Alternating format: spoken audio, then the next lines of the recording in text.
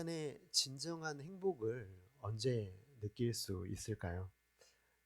뭔가 돈이 많아지고 부유해지고 또 명예를 얻고 뭐 그런 것들로는 우리가 행복할 수 없다는 것을 너무나 우리는 인생의 경험을 통해서 잘 알고 있습니다. 사실 인간의 행복은 지어진 창조된 목적대로 살 때 행복할 수가 있습니다. 세상의 모든 물건을 한번 보시면요. 우리가 너무나 그것을 잘 알 수가 있죠.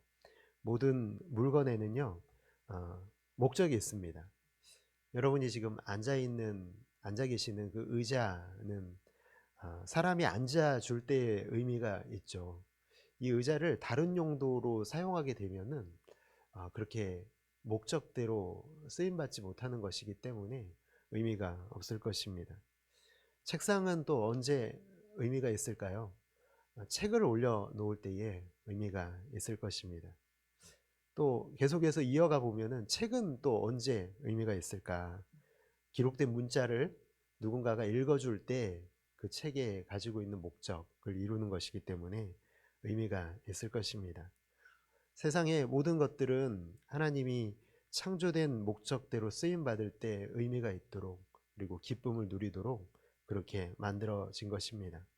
그렇기 때문에 세상의 모든 부귀 영화를 가졌다고 또 모든 명예를 가졌다고 그렇게 우리가 생각하고 그런 사람들 너무 부러워 라고 부러움을 받는 그런 사람들이요, 세상에서 보면은 스스로 목숨을 끊는 일들을 보게 되면은 이게 그게 행복이 아니구나 라는 것을 우리는 새삼 다시 발견하게 됩니다. 그래서 전도서에서 솔로몬이 말한 게 계속해서 반복적으로 말하고 있는 게 여러분 잘 알고 계시죠? 헛되고 헛되다. 계속해서 헛되고 헛됨을 탄식하며 고백하는 이유는요, 목적대로 살지 못하는 안타까움이 그 가운데 있음을 우리는 발견하게 됩니다. 오늘 그래서 우리가 읽은 본문 12절의 말씀을 같이 한번 읽어볼까요? 12절의 말씀 시작. 이는 우리가 바라던 그의 영광의 찬송이 되게 하려 하심이라. 아멘.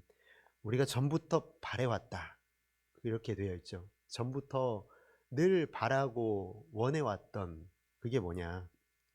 그렇죠. 그게 인간이 창조된 목적대로 사는 것을 그렇게 바래왔던 것입니다.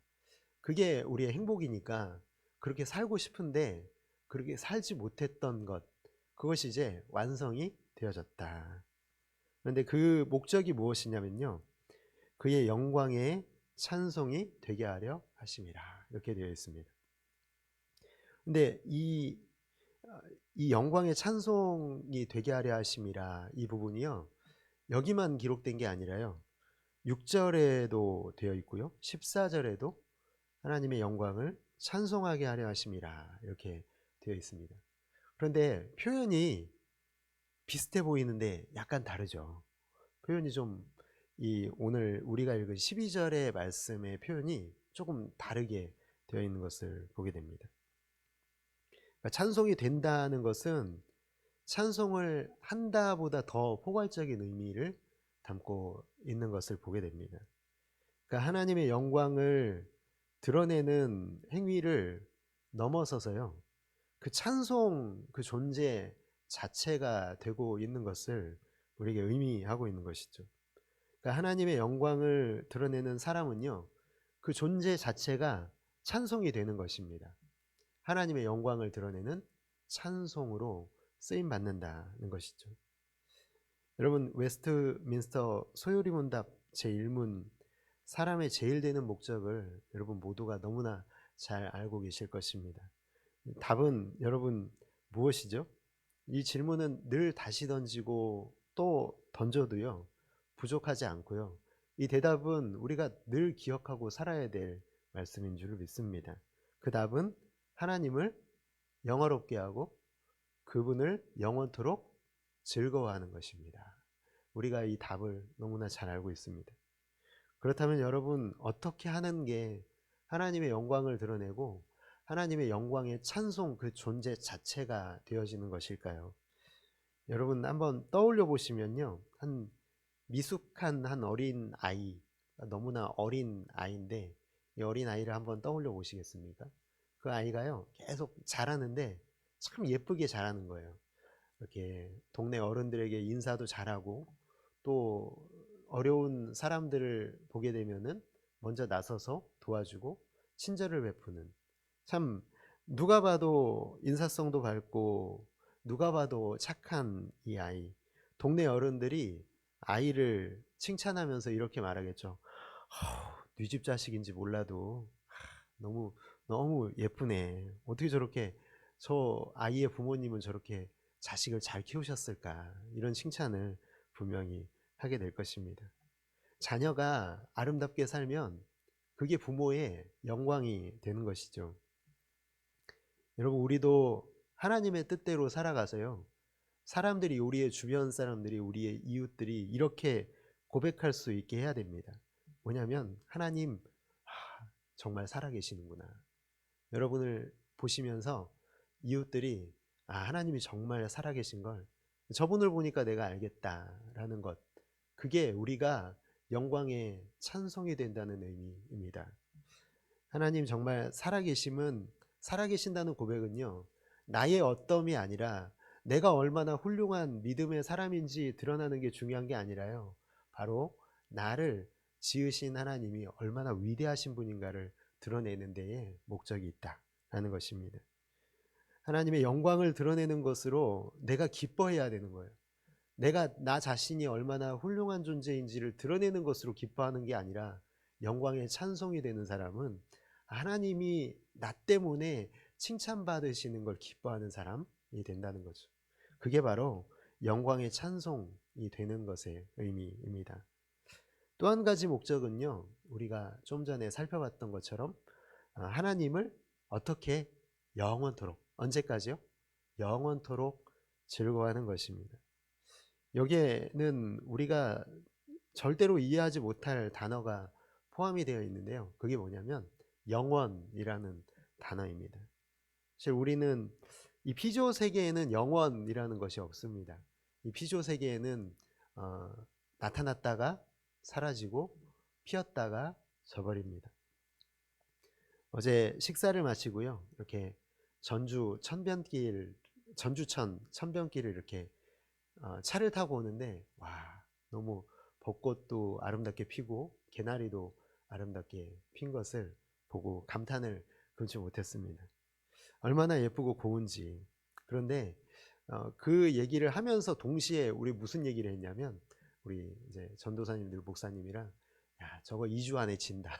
한 달도 안 간다. 이런 얘기를 우리가 함께 나눴습니다. 그렇죠. 참 시드는 시간은 너무 빠른 것 같아요. 피었다가 지고 마는 것. 비 한 번 오면 우수수 떨어져서요, 그 아름답던 꽃이 흉물스럽게 변해버리는 것을 우리는 너무나 잘 알고 있습니다. 꽃같이 아름다운 미인도요, 그 아름다움을 간직하는 시간은 그렇게 길지 않습니다. 여기 계신 우리 권사님들도 젊으실 적에는 한미모 하셨지 않습니까? 근데 지금도 예쁘시네요. 지금도 너무 아름다우신데 우리의 인생이 그렇습니다. 왔다가 지나가 버리고 맙니다. 영원하지 않습니다. 어제 받은 은혜가 오늘 남아 있을까요? 그렇지가 않죠. 오늘 또 새로운 은혜를 받아야 되는, 영원함이란 것은 그렇기 때문에 이 땅에는 없습니다. 그런데 그렇다면 하나님이 우리에게 말씀하신 그 사람의 제일 되는 목적을 우리가 이루면서 살아갈 수 있냐? 참 그게 불가능하죠. 영원토록 어떻게 하나님을 즐거워할 수 있습니까? 하나님 어제까지 즐거워하다가도요, 우리의 삶에 조그만 문제가 생기면 하나님 원망하는 존재가 우리고, 가룟 유다처럼 또 하나님 배신하고 또 세상을 가까이 하는 게 우리의 모습, 우리의 그런 얼굴 아니겠습니까? 여러분, 그런데 그 이유는 이 죄악된 세상에서요, 창조된 목적으로 살아내는 것이 불가능함을 보여주시기 위해서 그렇습니다. 우리가 계속해서 지금 3절부터 14절까지 말씀을 보면 성부 하나님의 구원 계획, 그리고 성자 예수님의 그 구원 계획의 성취를 우리가 살펴봤잖아요. 그런데 아직 한 분이 남았습니다. 누가 남으셨을까요, 여러분? 할렐루야, 맞습니다. 성령 하나님이 아직 남아 계십니다. 예수님의 구원을 우리의 것으로 받게 하시는 분이 성령 하나님이신 줄 믿습니다. 예수님의 구원을 나의 구원으로 믿게 하시는 분이 성령 하나님이시라는 것이죠. 그런 의미에서요, 우리 13절의 말씀을 같이 한번 읽어볼까요? 시작. 그 안에서 너희도 진리의 말씀 곧 너희의 구원의 복음을 듣고 그 안에서 또한 믿어 약속의 성령의 인치심을 받았으니, 이렇게 되어 있습니다.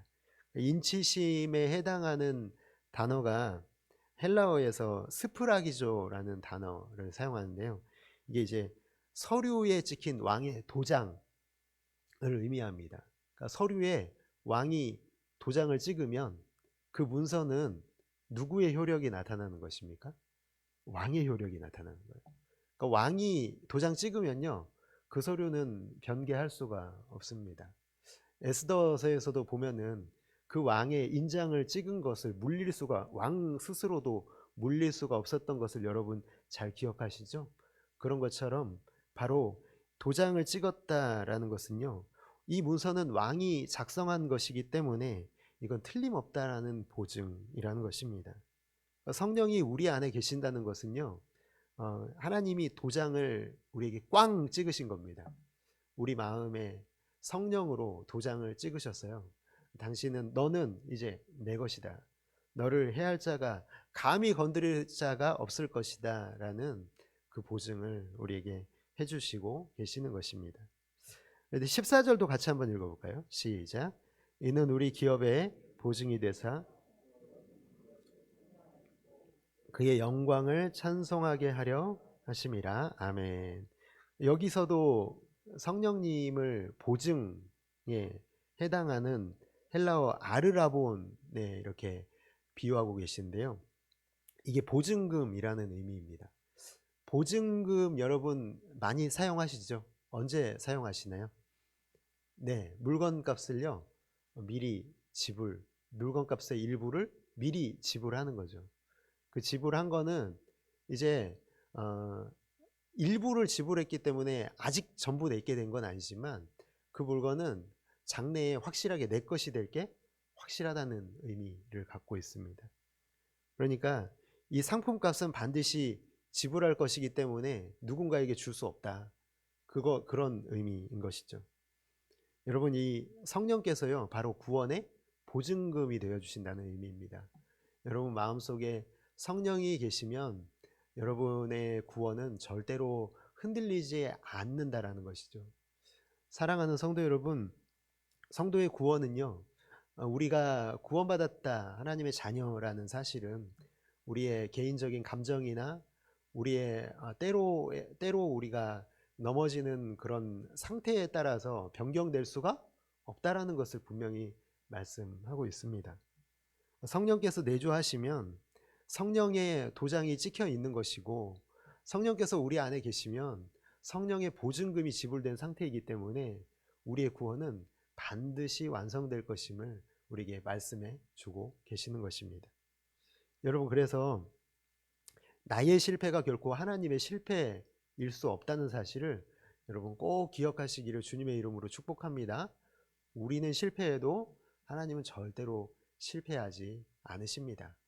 그렇기 때문에 우리가 영원토록 하나님을 즐거워할 수가 있고 영광의 찬송이 될 수 있는 이유가 성령의 역사가, 성령의 보증이, 성령의 도장 찍으심이 우리 안에 계시기 때문에 우리는 반드시 완성될 줄을 믿습니다.